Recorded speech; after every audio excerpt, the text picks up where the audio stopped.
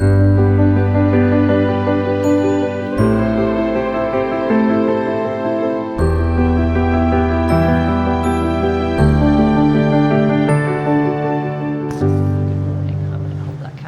close. Let me pan round and show you where we are. So we are in this place this morning, Argostoli, which is the capital city of Cephalonia in the Greek islands. And there's lots of activity going on this morning because we're at anchor.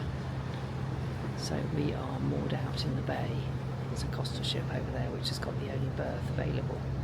So today we are being tendered into port, which should be a little bit exciting. Here come some tenders. There's a few excursions gone out this morning, and there was a big noise this morning when they were launching the tenders into the water.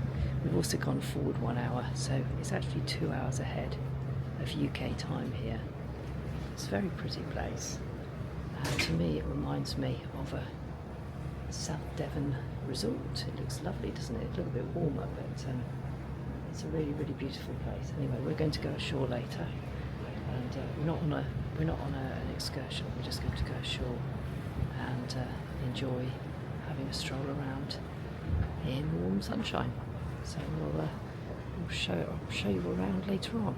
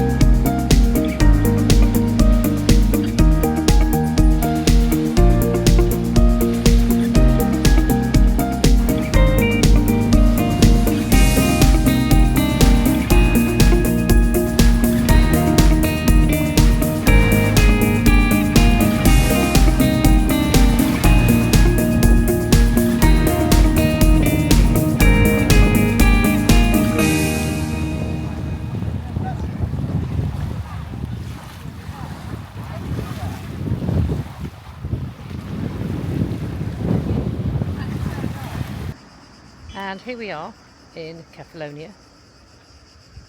You can hear the I think you say cicadas. They're amazing. The minute you walk under the tree, they stop making that funny little crunching, squeaky sound they make. But it's a really iconic sound, I think.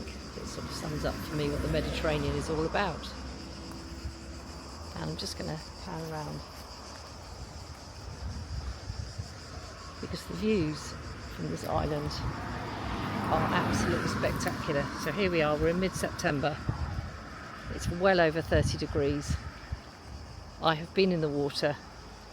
There is photographic evidence, and it's absolutely stunning and lovely in there, I can tell you. And there's our ship. So we're at anchor today. There's only one berth for one ship, and the costa ship I think is fractionally bigger than ours. Not much difference actually when you look at it. I'm not 100% certain, but I think it's fractionally bigger. So they've got the berth, and we were tendered in. It was actually rather fun anyway, so it makes it fun. So we're just taking a little coastal walk along the sea line, just to explore a little bit. And although it's very warm today, there is a lovely breeze blowing, which makes walking rather pleasant. So we're going to walk along here and see where we get to. Argostoli beach. That's the lighthouse. Argostoli lighthouse.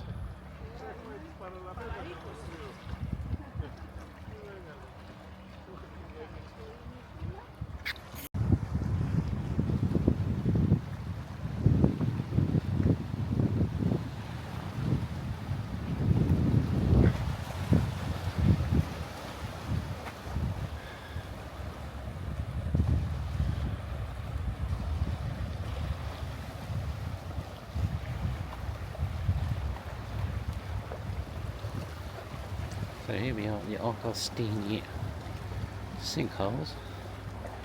The ground is sunk and has been filled by the sea. So the advantage they built this wall. Unfortunately it doesn't turn. Well, unfortunately it doesn't turn these days.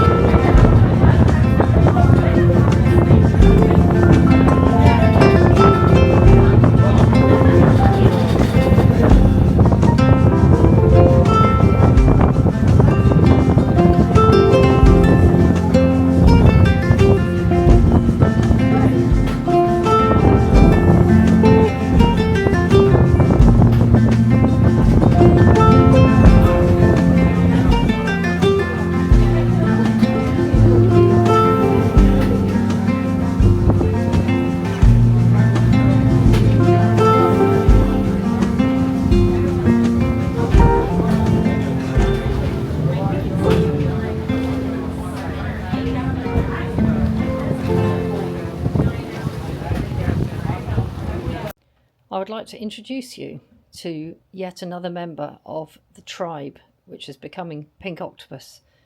Once upon a time, pink octopus was a singular item, a large version of this one. However, in recent months, these octopuses seem to have proliferated. Lily's, technically speaking, not pink, but she's very sweet and we couldn't resist her. And we've got little, I can't remember the name of the smallest octopus. Millie, Lily, Billy, I think. And then we've got these two over here. Prospero on the left, who came from Corsica. And then we've got Kefi, I think we said we call her, from Cephalonia. And I think it was just her smile that won us over. She was just sitting there, just waiting to be bought and to become a member of our pink octopus tribe. So we have some at home as well. We're going to need some space for these items, but I think you'll agree, Cephi is very, very sweet, and we've already decided that she and Prospero are a couple. My wish, my hope is that they don't make babies. Yay. But it's quite possible they might. Anyway, we've had a lovely time in Cephalonia. Really lovely place. Absolutely lovely. It's got the one single berth, so whichever is the biggest ship gets the berth, and we weren't quite as big as the Costa ship that was in before us, so that had the berth, and we are moored out, anchored out in the bay. And we've been using tenders. I quite like tenders, but if you are somebody for whom stepping a fair distance into a tender is a problem, they are not great for people with limited mobility. The ship will do everything they can to accommodate you if you've got limited mobility, but actually sitting in a tender, it's not a comfortable experience, but it's lovely to be able to go ashore. What we liked about Cephalonia, and particularly the capital, which was, you've got it in your hand, Argostoli. Argostini. I was going to say Aristotle then. It's dead easy because once you get off, you're right in the middle of the town. You can wander along the coastline as far as you want. It's very warm in September. It's well over 30 degrees today, but there was a lovely breeze blowing as we walked along. And all along, you've got these little tiny little mini beaches, so you can just stop. And I actually went in the sea, and it was lovely. And then we turned around and came back after we'd seen the sinkholes, which is where they've got these little bits of where the seabed's collapsed and it's filled up with water, and they're like little bathing ponds. They were quite cute.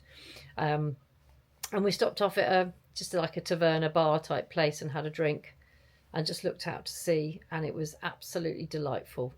And then once you get back into the town again, you've got all the what I call tourist hat, but it's actually some quite nice stuff. So if you want to buy your tea towels or your jewellery or a pair of socks or a fridge magnet or some beer or whatever it is, you can get it. Or a pink fluffy octopus, you can get those as well.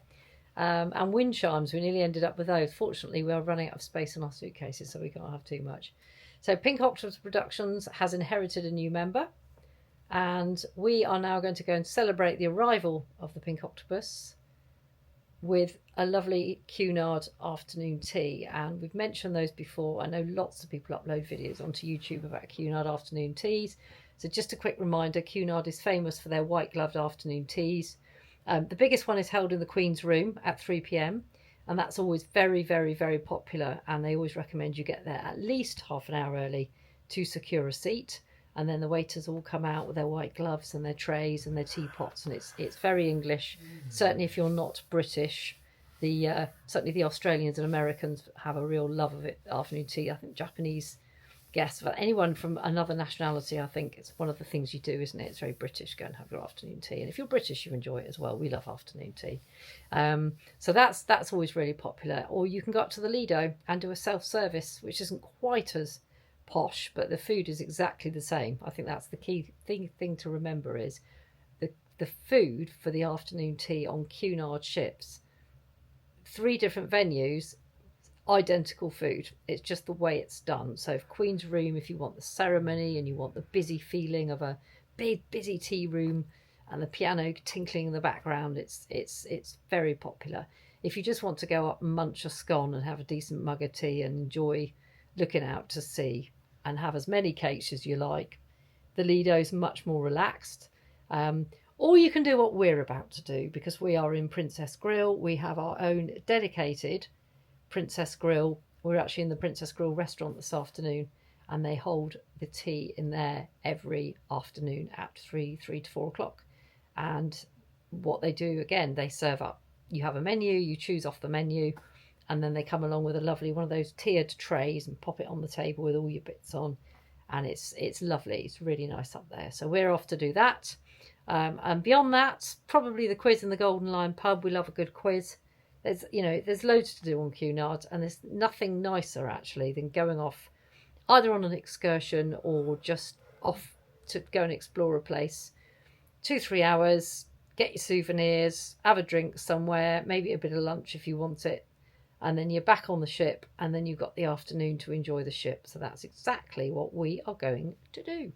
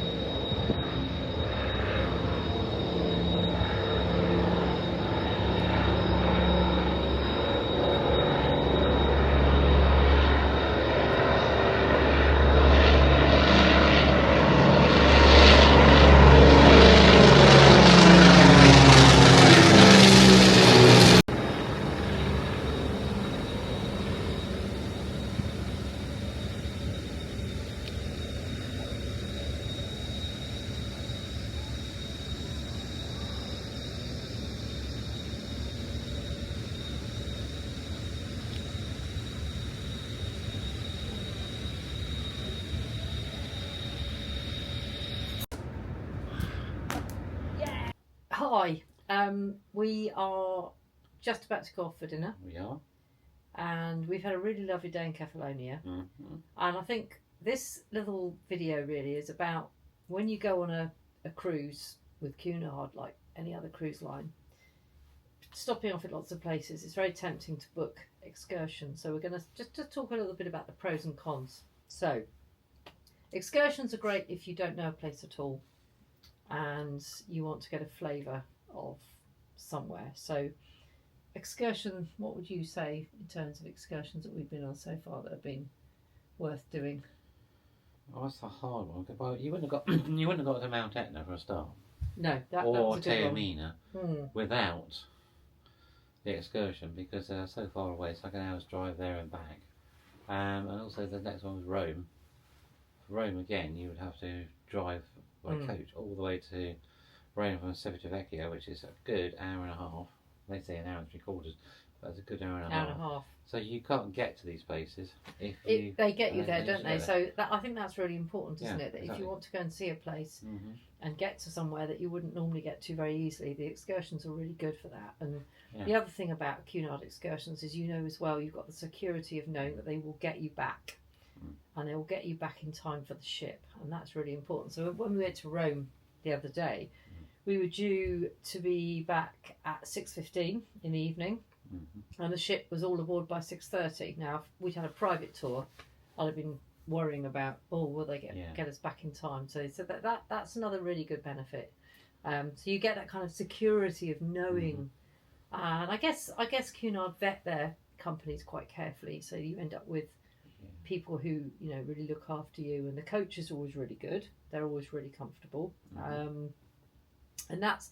Yeah, I'd say the two big benefits of booking a Cunard excursion are, one, you get to see places you wouldn't normally get to see, like you were saying, Mount Etna, Rome, which might be more difficult to do getting off the ship. I mean, Civitavecchia is a busy working industrial port, so to get off and do your own thing isn't easy, whereas a tour will get you through and you're out, you can go off, and they'll get you back. What do you think of the downsides of tours? What's the downsides of an excursion? They're probably more costly than you could do otherwise. That's one of the main ones.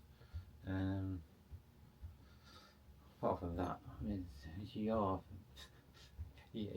generally going to things like wineries, and particularly the biggest one for me personally, and this is just me personally, is lunches. Yeah, so very often I just do not need a lunch. No. At lunchtime, because I've had such a big breakfast. Exactly. A big dinner, possibly afternoon if it's a short excursion. And I'm sat there having a lunch I don't really need or want. Eating, most importantly, eating the time of an excursion. I mean, there was a case in point. Yeah, I think that's true. And I think with the Cunard tours, if it's a day tour, they will give you lunch. When we were in Japan, when we did Japan, we had a similar experience, and there was kind of a disproportionate amount of time spent having a sit-down meal in the middle of the day, which some people love. But if you're actually wanting to go and see the sights, you won't necessarily want to be. It's sold over a local lunch. So if you're in Japan, it's going to be some sort of Japanese sushi or something. Or if it's in Sicily, it's a so-called Sicilian lunch. Yeah, and if you like doing that kind of thing, then the excursions are really good. But for us personally, I think I'd almost prefer to just have a voucher or go off and get my own food, or take my own food with me. And I would say that's one of the issues with some of the tours, is you spend a lot of time sitting on a coach, and then you get a little bit of time to sort of walk around somewhere and look at it. And they start early in the morning, some, not all of them. That's another downside. You're either being forced to having a breakfast in your stateroom or suite because the restaurants on board ship don't open in time. Sometimes they don't know. That's true. So that's another. So we've got the downside of you've got to do what they want you to do, which often involves sitting down having lunch and not so much time to check somewhere out. And the other time is you are very much stuck to, you've got to be up and out, and that can feel a bit regimented. You're on holiday after all. You want to relax.